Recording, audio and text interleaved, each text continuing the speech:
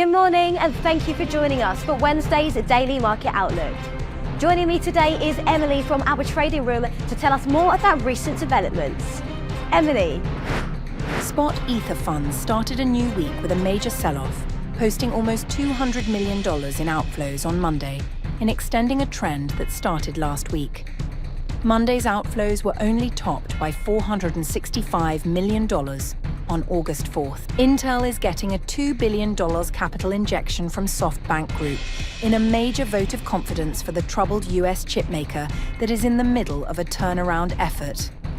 The equity investment is a lifeline for the once iconic US chipmaker. Gold prices edged lower, while investors hunkered down for Federal Reserve Chair Jerome Powell's speech at Jackson Hole later this week. US gold futures for December delivery settled 0.6% lower. The sterling-dollar pair edged lower in the last session.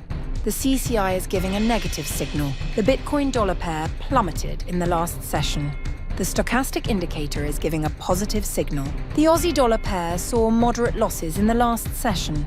The ultimate oscillator is giving a negative signal. The dollar-yen pair edged lower in the last session. The ROC is giving a positive signal. In the days ahead, the economic calendar will include essential updates and key data releases. These high-impact events are expected to influence market behaviour and could lead to significant price movements. Understanding the importance of these releases is key for strategic planning. Whether outcomes meet, miss or exceed expectations, the market could respond in kind. We hope that you've enjoyed our Wednesday's Market Outlook. On behalf of us all here, we wish you a productive trading day. Be sure to log in tomorrow morning for the latest news and events from the financial markets.